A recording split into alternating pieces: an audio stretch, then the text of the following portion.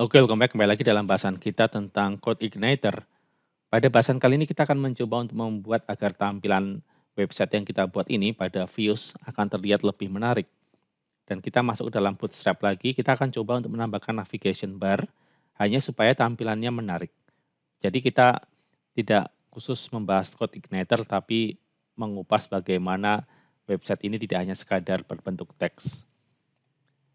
Kita masuk ke dalam Bootstrap, kita masuk ke dalam getbootstrap.com, dan kemudian kita masuk dokumentasi.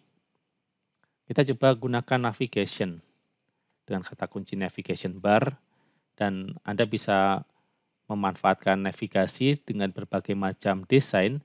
Ada seperti ini yang bentuknya dapat Anda lihat di bagian atasnya, tapi kita cukup menggunakan yang sederhana saja. Kita hanya menggunakan tampilan yang tidak terlalu kompleks agar intinya di sini kita hanya mengupas bagaimana halaman website nanti kita buat lebih bagus. Kita klik navigation di sebelah kanan. Kita lihat di sini di bagian bawah mungkin ada beberapa contoh yang sederhana. Atau kita ketik nav seperti ini saja. Dan kemudian kita masuk ke dalam navigation. Jadi kalau ada ketik navbar pada kotak isian address di atas, kita bisa melihat contoh-contohnya. Misalnya kita pilih seperti ini desainnya. Maka kita copy di sini, copy to clipboard. Kemudian kita masuk ke dalam Visual Studio Code, di mana kita menulis kode-kode program untuk Code Igniter ini. Dan tugas kita berikutnya, kita masuk ke dalam header. Di dalam header ini terdapat kode-kode program, dan kita coba untuk paste di dalam header ini. Kita letakkan setelah tag body, kita paste. Dan kita sudah punya navigasi, kita coba save. Dan kemudian kita cek, misalnya kita masuk ke dalam halaman, localhost / halaman, kita refresh saja. Baik, di sini sudah ada navigasinya, ada home, features, pricing, dan seterusnya. Kemudian kita buat agar tampilan navigasi ini agak ke tengah, agar tidak terlalu mepet di sisi kiri. Kita masuk ke dalam Visual Studio Code kembali, lantas kita tambahkan kontainer.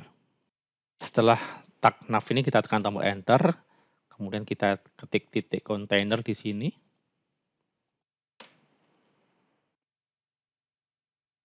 Sehingga secara otomatis akan menghasilkan tag div dengan kelas kontainer, kemudian div-nya kita cut. Jadi setelah Anda mengetik kontainer tadi, titik kontainer, kemudian tekan tombol tab, supaya nanti akan muncul autocomplete tag div, kemudian kelas kontainer. Lantas tag div penutupnya kita cut, dan kita taruh di bawah sini. Kita coba save, kita refresh, maka akan terlihat agak ke tengah. Navbarnya akan kita ganti dengan merek kita sendiri. Misalnya Anda ketik dengan nama Anda sendiri atau perusahaan Anda di sini. Lantas kita ganti link-linknya. Di sini ada features, ada pricing, ada home. Kita ganti di sini home-nya sudah sama, features-nya kita ganti sejarah. Dan pricing-nya kita biarkan dulu. Untuk home-nya kita mengarahkan ke dalam halaman seperti ini. Kemudian untuk sejarahnya, kalau kita masuk ke dalam sejarah, maka kita akan melihatnya seperti ini. Kita ketik timeline. Maka kita masuk ke dalam / halaman sejarah. Coba kita save. Kita masuk ke dalam halaman, kita refresh. Di sini ada Jubilee ID. Ini merupakan tulisan yang kita ubah tadi. Lantas kalau kita klik sejarah, berarti kita ganti timeline di sini. Bukan sejarah, tapi timeline. Kita save. Kita mundur, kemudian kita refresh.